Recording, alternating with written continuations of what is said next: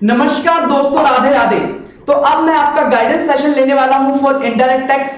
इसमें हमारा जो एजेंडा रहने वाला है वो मेनली दो चीजें हैं कि आपको रिवीजन कैसे करना है टिल द एग्जाम, किस प्रकार से आपको सीक्वेंस फॉलो करना है, कैसे क्या क्या रिसोर्सेज फॉलो करने हैं, ये बातें। और दूसरी चीज, आपको एग्जाम में अपीयर कैसे होना है फॉर बेटर रिजल्ट्स।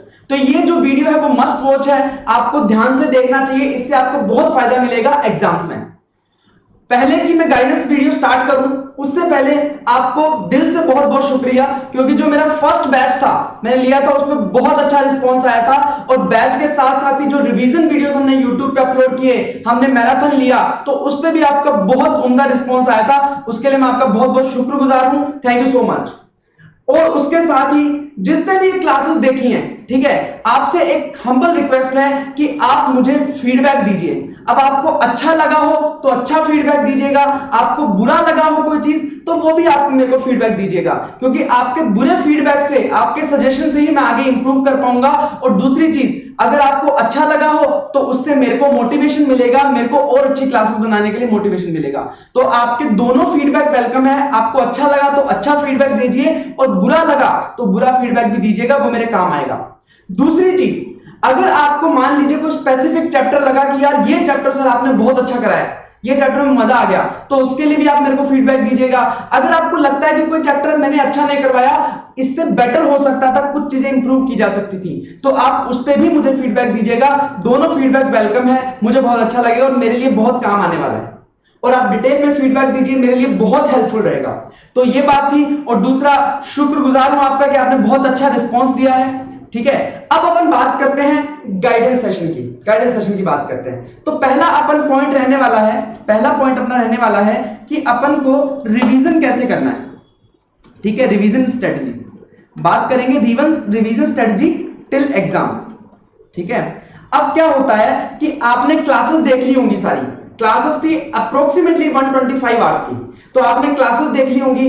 क्लासेस में मैंने आपको सारे क्वेश्चन भी सोल्व करा दिए, क्लासेस देख ली आपने, क्वेश्चन सोल्व कर लिए, उसके साथ साथ आपने नोटबुक में किए हैं सोल्व या फिर रफ में किया है, वो आपने देखा होगा। अब उसके बाद आपको एग्जाम तक उसको कैसे कंटिन्यू रखना है, आपने क्लासेस में जो पढ़ा है उसको, कॉन्सेप्ट्स को, जो आपने क्वेश्चन सोल्व किए हैं उसको एग्जाम तक कैसे रखना है, उसके लिए मैं आपको पैटर्न बता देता हूं। आप जब भी रिवाइज करोगे तो आपको क्या करना है, सबसे पहले देखनी है रिवीजन वीडियो देखनी है। रिकमेंडेड बात कर रहा हूं मैं, रिवीजन वीडियो देखनी है। और रिवीजन वीडियोस के साथ साथ आपको कंसेप्ट नोट्स रेफर करने हैं। रिवीजन वीडियो कहां अवेलेबल है, यूट्यूब पे रिवीजन वीडियो अवेलेबल है, उसके साथ आपको कंसेप्ट नोट्स देखने हैं, तो वो देखते जाओगे और उसके साथ साथ आप क्वेश्चन सोल्व करते जाओगे। फर्स्ट टाइम जब आप रिवाइज कर रहे हो तब ये प्रेफर्ड है कि आप सारे क्वेश्चन सोल्व कर लो, अब उसमें क्या करो, जो क्वेश्चन आप सोल्व करते जा रहे हो, तो ऐसा नहीं है कि आपके सारे क्वेश्चन वन गो में आपके हो जाएंगे सोल्व। हालांकि मैंने सोल्व कराया आपको पूरी क्लास में, बट क्या होता है, कुछ ना कुछ डाउट आ जाता है, कुछ ना कुछ ऐसा लगता है कि यार ये क्वेश्चन पढ़ने में मेरे को ये आंसर आया नहीं एकदम से। तो ऐसे क्वेश्चन जहां पे आप अटक रहे हो तो उसको क्या कर लो, स्टार मार्क कर लो कि यार जब मैं नेक्स्ट टाइम रिवीजन करूंगा तो इस क्वेश्चन को मैं वापस से देखूंगा। कुछ ऐसे क्वेश्चन हो सकते हैं जो देखते ही आपको लगेंगे यार ये तो मेरे को ऐसे ही आ गया, मतलब मैंने क्वेश्चन पढ़ा, कंसेप्ट नोट्स पढ़े थे, कंसेप्ट नोट से मेरा क्वेश्चन बन गया, तो उसमें आप क्या करो, टिक मार्क कर लो कि भाई ये मेरे को अगली बार नहीं देखना, ये मेरा नॉर्मल कंसेप्ट नोट्स पढ़ने से भी क्वेश्चन सोल्व हो रहा है, तो उसको टिक मार्क कर लो कि यार मेरे को ये देखने की जरूरत ही नहीं है। थर्ड चीज, अगर मान लीजिए कोई क्वेश्चन पूरा आपका सोल्व हो रहा है बट कुछ एक दो ऐसे पॉइंट है जहां पे आपको लगता है कि यार इसमें डाउट आ रहा है यार, तो उन पॉइंट्स को क्या करो, आप हाईलाइटर लेके हाईलाइट कर लो कि यार ये पॉइंट में मेरे को दिक्कत आई थी ये क्वेश्चन में, तो उस पॉइंट को आप मार्क कर लोगे, तो नेक्स्ट टाइम जब रिवाइज करोगे तो आपको सिर्फ वही पॉइंट करना है। तो देखो क्वेश्चन बैंक में इतने सारे क्वेश्चन हैं, तो उसमें से आपके हाफ क्वेश्चन तो ऐसे निकल जाएंगे जिस पे आप ये वाला टिक कर दोगे, मतलब आपको अगली बार रिवीजन में देखना ही नहीं है। उसके बाद बहुत सारे ऐसे क्वेश्चन होंगे जिसमें आप सिर्फ हाईलाइट करके कुछ स्पेसिफिक पॉइंट ही रेफर करोगे, और कुछ क्वेश्चन होंगे, बहुत मुश्किल से बहुत थोड़े क्वेश्चन होंगे जिनको आपको वापस अगले रिवीजन में सॉल्व करना पड़ेगा। तो रिवीजन में हम क्या चाहते हैं कि पहली रिवीजन में ज्यादा टाइम लेते हैं, सेकंड रिवीजन में कम टाइम लेते हैं। तो टाइम कम कैसे होगा कि हम क्वेश्चंस कम सॉल्व करेंगे नेक्स्ट रिवीजन में, ऐसे क्वेश्चन जो आसानी से सॉल्व हो रहे हैं उसको वापस सॉल्व करने की जरूरत नहीं है। तो ये आपकी रिवीजन स्ट्रेटजी रहनी चाहिए। उसमें आपको क्या ध्यान रखनी है, कुछ बातें और ध्यान में रखनी है कि किन चैप्टर्स को ज्यादा प्रेफरेंस देनी है, किन चैप्टर्स को कम प्रेफरेंस देनी है, किन को इक्वल प्रेफरेंस देनी है। अब बात ध्यान दीजिएगा, मैंने आपको जीएसटी में करवाया, कस्टम में करवाया। 80 मार्क्स का जीएसटी आता है, 20 मार्क्स का कस्टम आता है, और कस्टम के साथ एफटीपी भी होता है। तो एफटीपी अगर आप पूरा पढ़ने जाओगे, एफटीपी को अगर डिटेल में पढ़ने जाओगे ना, तो उसका प्रॉब्लम क्या होगा कि उसमें इतना सारा फैक्चुअल कंटेंट है कि उतने में तो भैया इतना अगर याद करना पड़े उतने में तो पूरा कस्टम आप याद कर लोगे। तो उससे अच्छा एफटीपी में जितना हमने आपको करवाया है उतना ही करोगे तो काफी है। उसके बाद कस्टम को आपको अच्छे से करना है, क्योंकि कस्टम में क्या है कि क्वेश्चन ज्यादा घूमते नहीं है।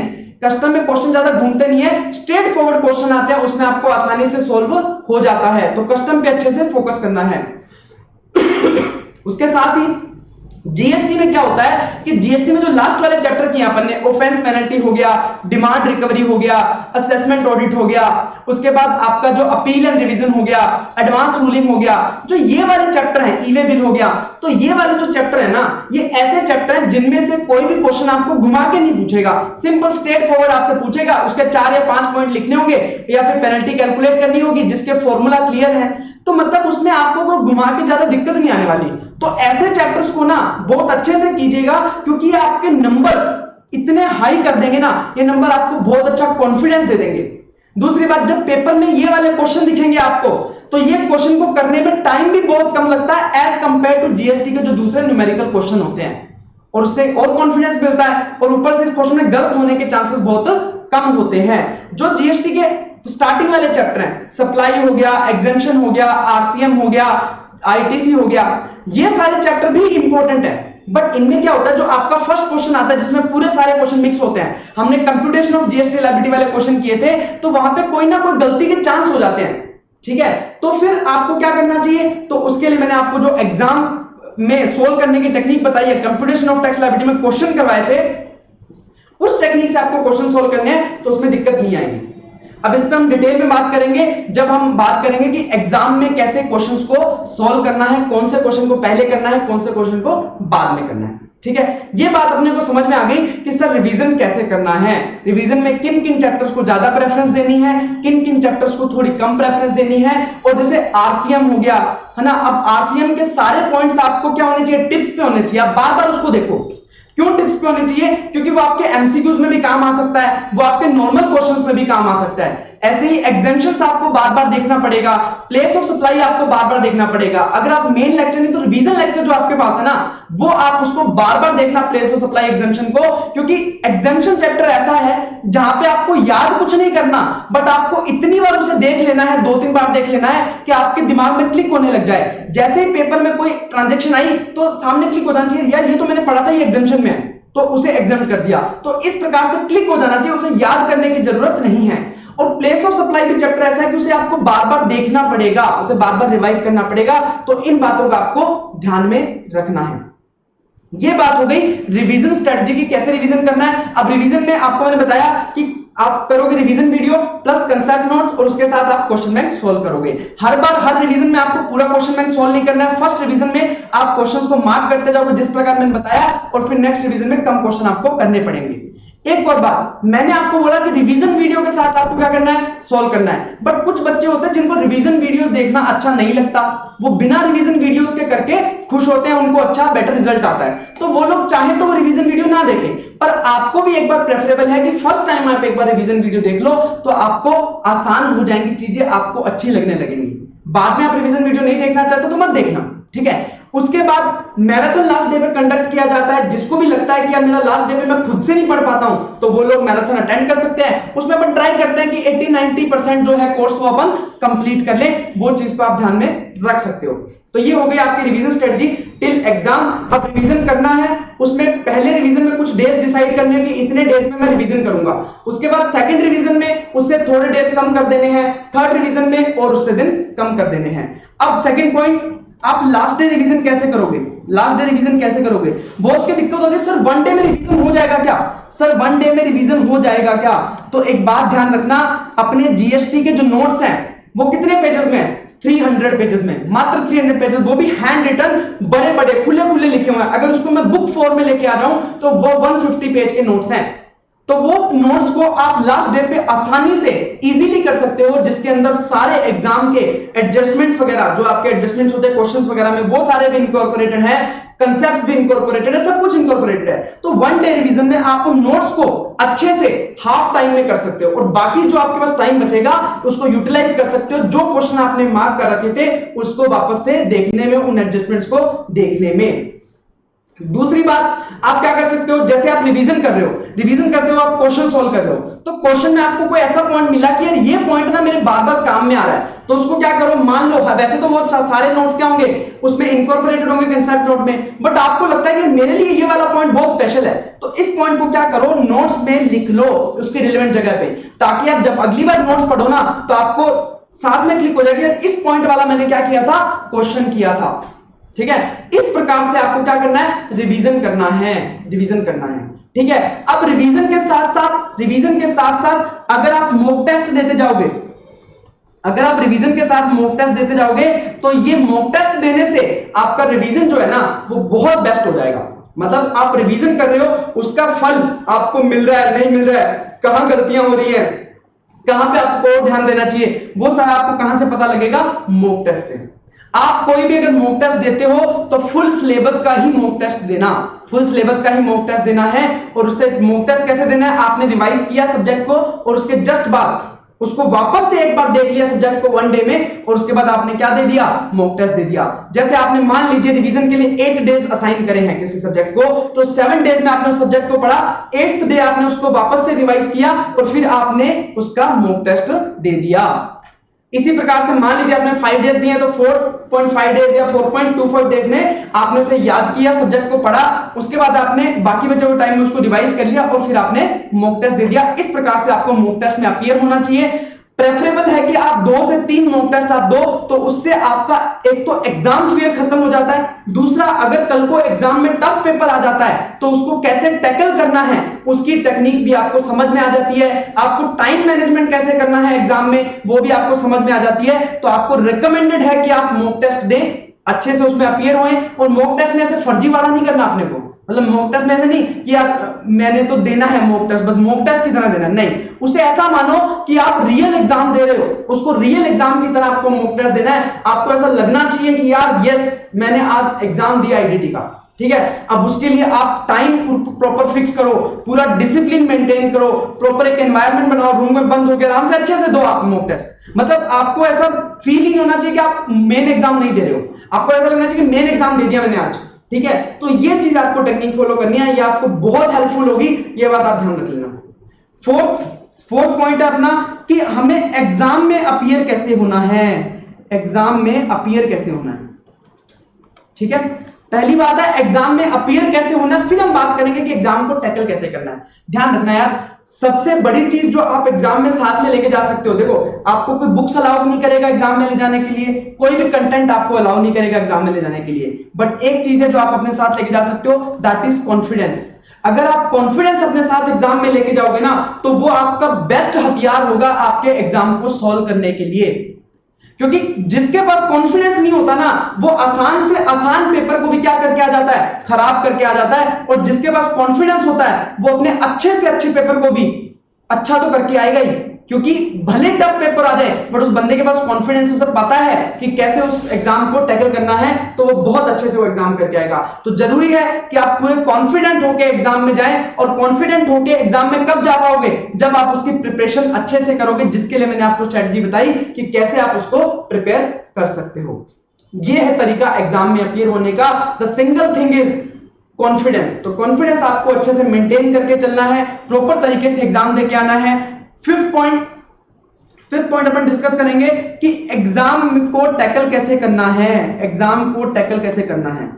और एक और बात बता देता हूं कि जैसे एग्जाम में अपीयर होने वाले पॉइंट में एक और बात बताता हूं, क्या होता है कि मान लो आपका इससे पहले वाला पेपर टफ आ गया, ठीक है, तो आप क्या करते हो, उस एग्जाम का बहुत प्रेशर ले लेते हो, उस प्रेशर की वजह से आप दूसरे एग्जाम में जो है ना, जो आसान एग्जाम भी आया होगा उसमें भी अपना पेपर खराब कर लेते हो। तो वो चीज नहीं होनी चाहिए यार। आपने पुराना पेपर दे दिया, अब आपको नया पेपर देना है, उसको भूल जाओ जो आपने कर दिया। हो सकता है कि आपको पता ही नहीं हो आपने वो चीज सही कर दी हो और आपके मार्क्स 40 बन जाए और आपने जो नया एग्जाम दे रहे हो अगर आपने वो अच्छे से दे दिया, अगर उसमें अच्छे मार्क्स आ गए तो फिर आप आराम से पास हो सकते हो। तो इसका मतलब, कहने का मतलब सिंपल है कि आप किसी दूसरे एग्जाम की वजह से अपने किसी भी दूसरे एग्जाम को क्या इंपैक्ट ना होने दो। हर एग्जाम को अलग देखो, हर एग्जाम को अलग तरीके से अच्छे कॉन्फिडेंस के साथ अच्छे से प्रिपेयर करके जाओ। किसी एग्जाम के टफ आने की वजह से अपने कॉन्फिडेंस को शेक मत होने देना, ठीक है? क्योंकि वो एग्जाम सिर्फ आपके लिए टफ नहीं आया, बाकी लोगों के लिए भी टफ आया है और ये एक तरह का कंपटीशन है, ठीक है? और आप अगर बाकी लोगों के लिए टफ आया, आपके लिए टफ आया तो क्या दिक्कत है भाई? सबके लिए टफ आया तो बोनस मार्किंग होगी या किसी भी तरीके से आपको चेकिंग थोड़ी लीनियंट होगी। तो इन बातों को ध्यान में रख के ना आपको अपना कॉन्फिडेंस शेक नहीं होने देना है। उसके बाद फिफ्थ पॉइंट है एग्जाम को टैकल कैसे करना है। एग्जाम को टैकल कैसे करना है, देखो एग्जाम आता कैसे है। एग्जाम में आपके पहले तो 3 केस स्टडीज आती हैं, 3 केस सिनेरियोज आएंगे, ठीक है? 3 केस सिनेरियोज आएंगे, उनमें से एमसीक्यूज आएंगे। एमसीक्यूज आएंगे, हर केस सिनेरियो से एमसीक्यूज पूछे जाएंगे। तो 30 मार्क्स के जो क्या आएंगे आपको एमसीक्यूज आएंगे, 30 मार्क्स के एमसीक्यूज आएंगे। उसके बाद 70 मार्क्स का डिस्क्रिप्टिव रहता है, 70 मार्क्स का डिस्क्रिप्टिव रहता है। 70 मार्क्स के लिए आपको 88 मार्क्स का पेपर दिया जाता है, 88 मार्क्स का पेपर दिया जाता है। पहली बात तो यही खुश हो जाओ कि यार 70 मार्क्स का अटेम्प्ट करने के लिए आपको 88 मार्क्स का पेपर दिया जा रहा है। तो मतलब आपके पास ऑप्शन है 18 मार्क्स का। हो सकता है आपको 88 में से 18 मार्क्स का ना आता हो, कोई बात नहीं, 70 मार्क्स का ही तो करना है अपने को, ठीक है? अब करना कैसे है इसको समझेंगे। देखो 30 मार्क्स के तो मैंने बताया आपको 3 केस सिनेरियोज आते हैं, उनमें से आपको एमसीक्यूज पे पूछे जाते हैं उन केस सिनेरियोज के बेसिस पे, ठीक है? अब दूसरा क्या होता है 70 मार्क्स के, 70 मार्क्स का डिस्क्रिप्टिव पार्ट, ठीक है?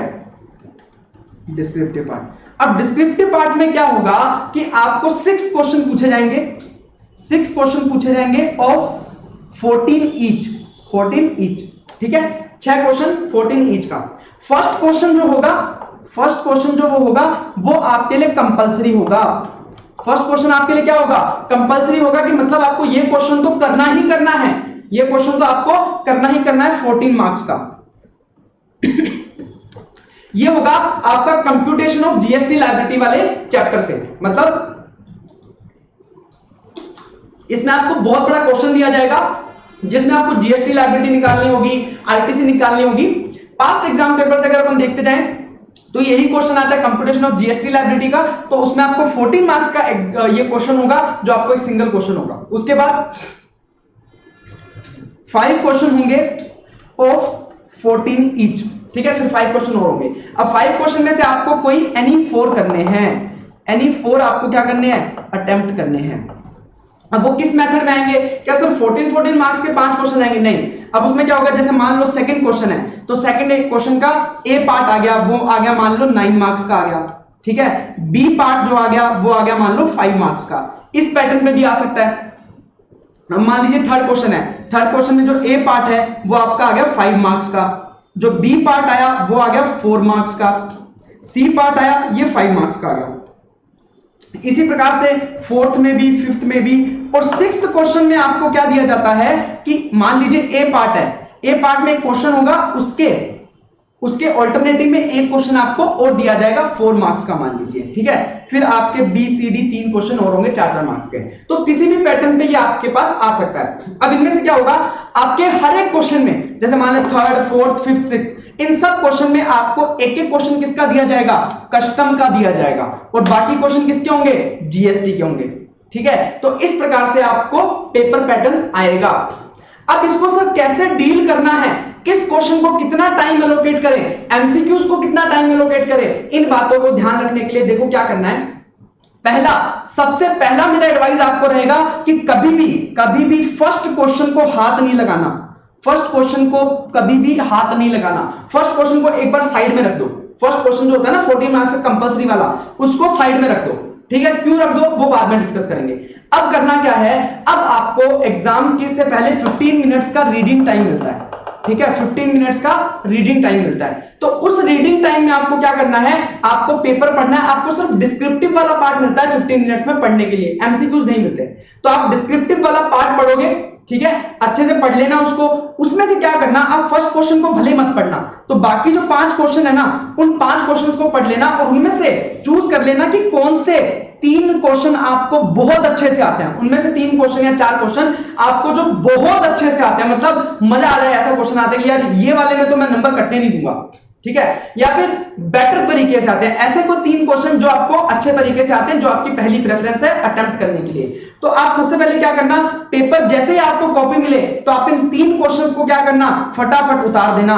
इन 3 क्वेश्चंस को जो आपने सेलेक्ट किए हैं कि मेरे को बहुत अच्छे से आते हैं, उनको फटाफट कॉपी में क्या कर देना, सॉल्व कर देना। क्यों? क्योंकि ये क्वेश्चन आपने अच्छे से रीड कर लिया, 15 मिनट्स का जो रीडिंग टाइम था, और रीड करने के बाद साथ के साथ आप उसको सॉल्व करोगे तो आपका जल्दी सॉल्व भी हो जाएगा। और ये आपके बेस्ट क्वेश्चंस थे जो आप करने वाले थे, तो स्टार्टिंग में अगर बेस्ट क्वेश्चन रखोगे तो एग्जामिनर का पॉइंट ऑफ व्यू भी अच्छा रहता है। और दूसरी बात, अगर आपने 3 क्वेश्चन सॉल्व कर लिया, मतलब आपने 42 मार्क्स का पेपर अटेम्प्ट कर लिया डिस्क्रिप्टिव वाला, ठीक है, तो आपके अंदर एक कॉन्फिडेंस आ जाएगा कि यार 40 मार्क्स का मैंने पेपर अटेम्प्ट कर लिया, जो मुझे आता था, ठीक है। अब मान लो सर मेरे को तो 3 क्वेश्चन आ नहीं रहे सर, मेरा तो कॉन्फिडेंस डाउन हो गया, बहुत डिफिकल्ट पेपर आया सर, नए क्वेश्चन आ गए, तो ऐसा शेक नहीं होना, कॉन्फिडेंस शेक नहीं होने देना। फिर हमने क्या करना, उसमें से भी 2 क्वेश्चन हमेशा ऐसे होंगे जो आपके लिए देखे हुए क्वेश्चन आएंगे। पेपर कितना भी टफ आ जाए, ठीक है, 40 से लेकर 50 मार्क्स का ऐसा पेपर आएगा जो आपने देखा हुआ है। तो हमें बाकी क्वेश्चन पेपर को भूल जाना है, अपने को 40-50 क्वेश्चन पेपर पे टारगेट करना है और उस 40-50 नंबर के क्वेश्चन पेपर को सॉल्व कर देना है। उसके बाद आपका कॉन्फिडेंस इस लेवल पे चला जाएगा ना कि बाकी जो 60-70 मार्क्स का पेपर होगा ना, वो भी आपको लगेगा कि यार ये भी सॉल्व कर सकता हूं मैं, ठीक है। तो कॉन्फिडेंस का खेल है यहाँ पे। उसके बाद अब आपने 3 क्वेश्चन सॉल्व कर लिए बहुत अच्छे से, 42 मार्क्स का अटेम्प्ट कर लिया।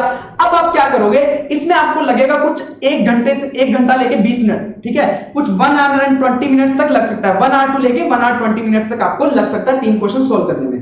उसके बाद आप क्या करोगे, 30 to 40 मार्क्स देना एमसीक्यूज को, सॉरी 30 to 40 मिनट्स देना एमसीक्यूज सॉल्व करने के लिए। तो आप क्या करना, 30-40 मिनट्स में एमसीक्यूज सॉल्व कर लेना आपके 30 मार्क्स के। तो अब 30 मार्क्स के अगर एमसीक्यूज हैं तो मुझे पता है नेगेटिव मार्किंग भी नहीं है, तो आप 30 में से टारगेट करो कि आपको 28 तक लाने हैं, टारगेट अपना बहुत अच्छा होना चाहिए, ठीक है। अब मान लीजिए अपन 20-25 मार्क्स के पेपर अपने को एमसीक्यू बहुत अच्छे आते हैं, तो अपना कॉन्फिडेंस क्या हो जाएगा कि भाई मैंने 60 मार्क्स का पेपर बहुत अच्छा अटेम्प्ट कर लिया। अब मेरे पास क्या बचा है, अब मेरे पास 1 आवर बचा है, क्या उस 1 आवर में मैं बाकी 2 क्वेश्चन अटेम्प्ट नहीं कर सकता?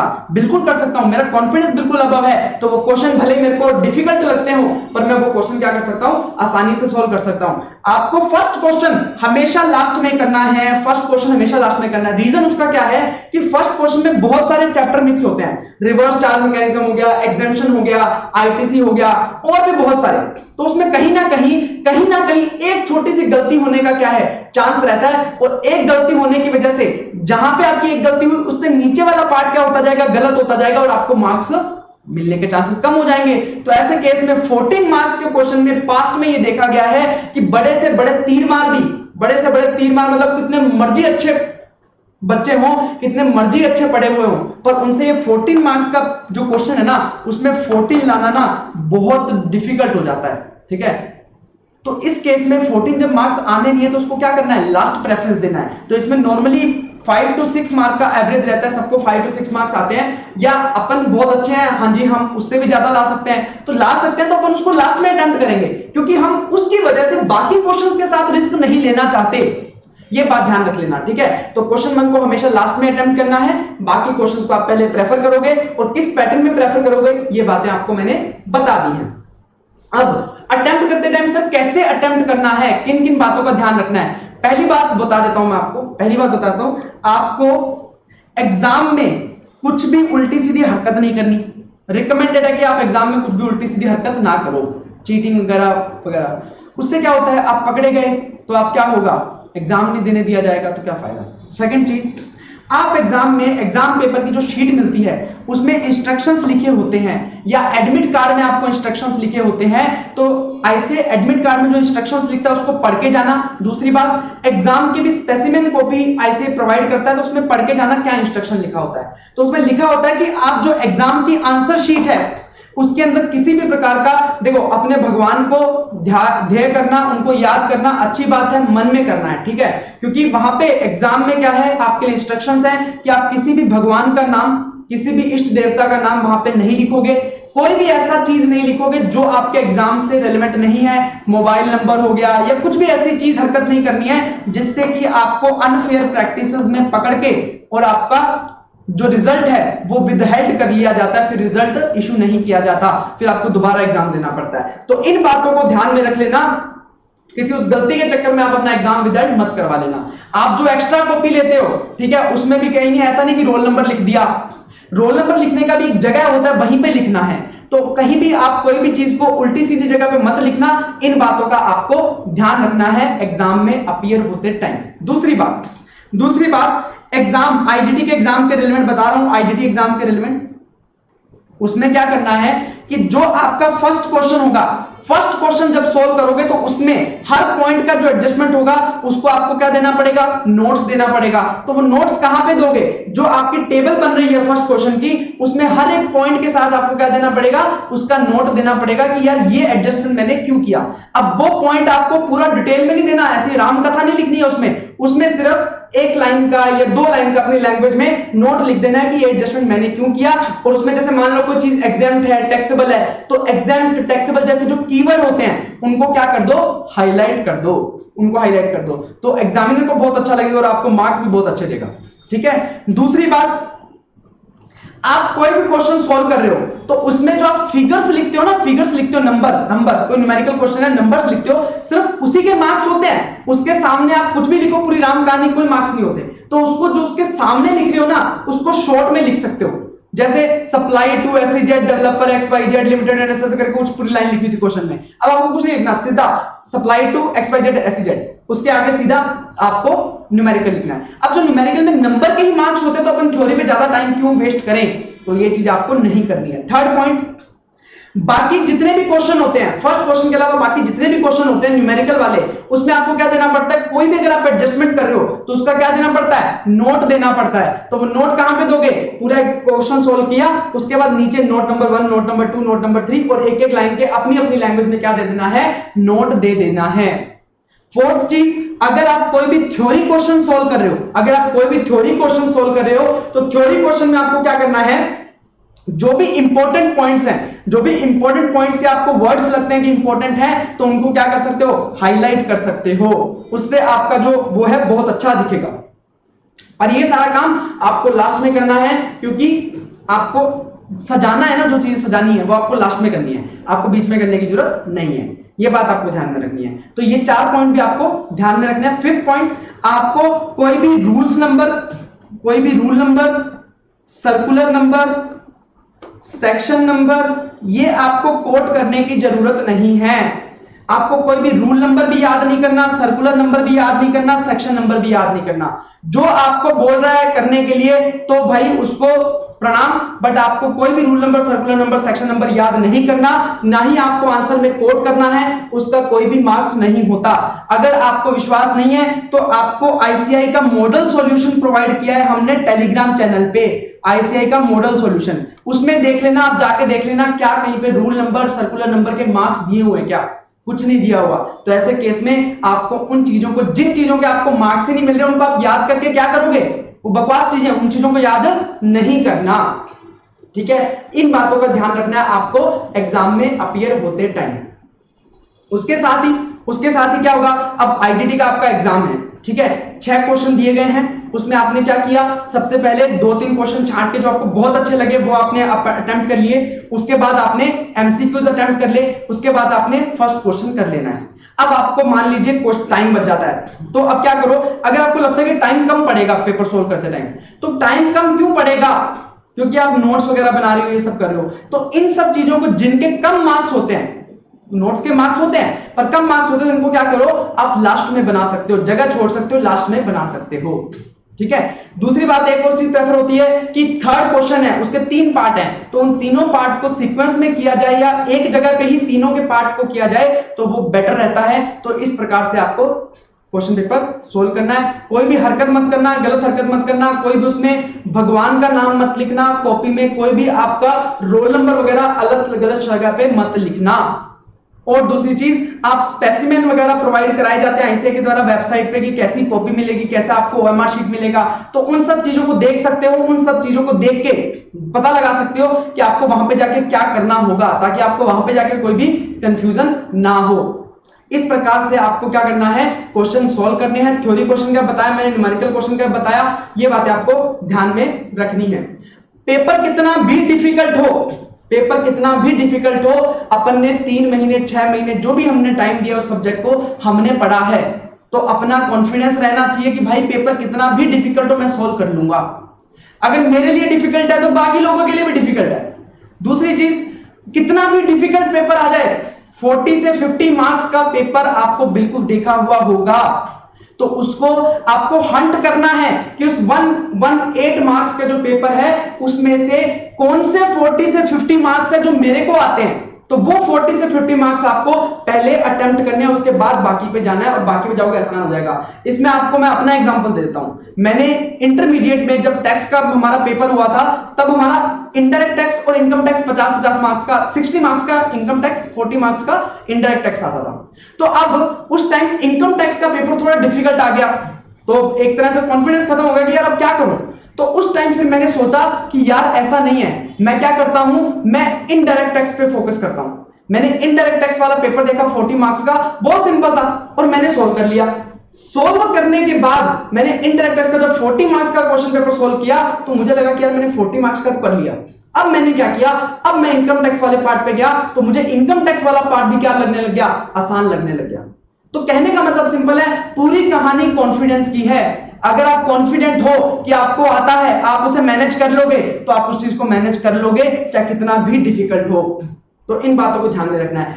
जब आप एग्जाम हॉल में बैठे हो तब आपको बाकी सारी चीजें दिमाग से निकाल देनी है। कोई भी टेंशन है, कोई भी समस्याएं हैं, वो सारी दूर हो जानी चाहिए। सिर्फ आपका फोकस होना चाहिए एग्जाम पे, क्योंकि एक बार एग्जाम निकल गया, ठीक है, बार बार हमें अपीयर नहीं होना, हम एक बार में एग्जाम निकालेंगे, ठीक है। तो ये सारी चीजें आपको फोकस रखनी है, ठीक है। एग्जाम में अच्छे से फोकस रहोगे, कॉन्फिडेंट रहोगे, अच्छे से प्रिपेयर करके जाओगे तो कोई भी आपको रोकने वाला नहीं है इस एग्जाम को पास करने में। ये तो मैंने सिलेबस की नॉर्मल बात तो करी। अब उसके साथ एक दो बातें हो रहा है कि कुछ इंपॉर्टेंट पॉइंट्स होते हैं, कुछ जैसे इंपॉर्टेंट चीजें होती है, कुछ ऐसे पॉइंट्स होते हैं जो यार हमारे ध्यान में जाते नहीं है जब हम पढ़ते हैं। तो ऐसे पॉइंट्स के लिए हम कुछ स्पेशल वीडियोस लेके आते रहते हैं। YouTube पे आपको स्पेशल वीडियोस आती रहती हैं, जैसे हमने पहले अपलोड करी थी एग्रीगेट टर्नओवर की वीडियो अपलोड करी थी, ठीक है, या फिर इंटरेस्ट कैलकुलेशन की पूरी वीडियो अपलोड करी थी कि इंटरेस्ट कैलकुलेशन कहां कहां पे कितने कितने डेज होते हैं, क्या क्या परसेंटेज होता है, ये सारी बातें उसमें लिखी थी शॉर्ट में। उसके बाद एग्रीगेट टर्नओवर की, हर जगह पे डिफरेंट डिफरेंट टर्नओवर कैलकुलेट होता है, उसको कैसे करते हैं, किसमें क्या इंक्लूड करते हैं, क्या एक्सक्लूड करते हैं। इन छोटी छोटी बातों से आपको एग्जाम पेपर में बहुत फायदा मिलता है। तो ये जो छोटी छोटी स्पेशल वीडियोस आती रहती हैं, इनको आप रेफर कर सकते हो अपनी बेटर अंडरस्टैंडिंग के लिए। उसके साथ ही आप मेरे को एनी टाइम कोई भी डाउट तो पूछ ही सकते हो। अगर आप डाउट्स को एग्जाम टाइम पे नहीं पूछ के उससे पहले पूछ लोगे ना, तो वो आपका फायदा है, क्योंकि अगर कंसेप्ट क्लैरिटी स्टार्टिंग से रहेगी तो एग्जाम टाइम पे आपको पैनिक नहीं होना पड़ेगा और ज्यादा से ज्यादा टाइम आप किसमें दे पाओगे, उस सब्जेक्ट को कवर करने में दे पाओगे 1.5 डेज में। तो आप मेरे से डाउट पूछो, बिंदास पूछो, कोई दिक्कत वाली बात नहीं है, सारे डाउट पूछो जो भी आपको आते हैं, ठीक है। उसके बाद एक और चीज, मैंने एक व्हाट्सएप चैनल बना रखा है, ठीक है। वहां पे मैं क्या करता हूं, रेगुलरली क्या करता हूं, कुछ डाउट्स वगैरह या फिर ये मान लीजिए कुछ ऐसे स्पेशल पॉइंट्स होते हैं जो नॉर्मली बच्चों के ध्यान में जाते नहीं है, या फिर जिनके छोटे छोटे एमसीक्यूज बन जाते हैं, छोटे छोटे एडजस्टमेंट आ जाते हैं, तो उनको मैं क्या करता रहता हूं, क्लैरिफिकेशन देता रहता हूं।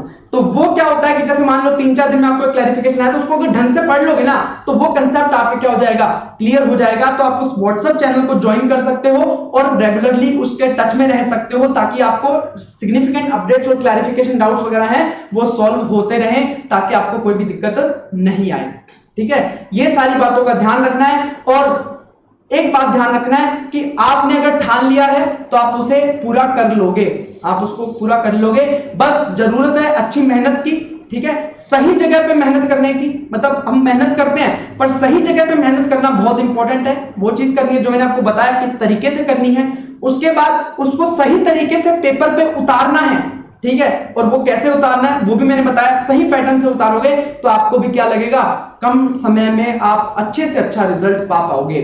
ठीक है, तो ये बातों का आपको ध्यान में रखना है। कॉन्फिडेंस एकदम, अपना पूरा जोश एकदम हाई होना चाहिए कि यार कुछ भी हो जाए एग्जाम हम निकाल लेंगे, कितना टफ आ जाए आसान आ जाए हमारे लिए कोई मैटर नहीं करता, हमने पढ़ा हुआ है, हम एग्जाम निकाल लेंगे।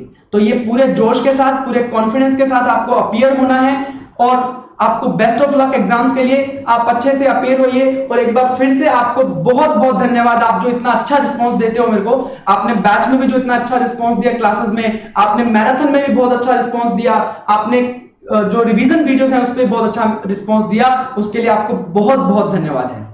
Thank you so much and आपको बहुत बहुत बेस्ट ऑफ लक। आप जाओ एग्जाम में अपीयर हो पूरे कॉन्फिडेंस के साथ और उसको कंप्लीट करो। थैंक यू सो मच, आज के लिए इतना ही। Thank you so much.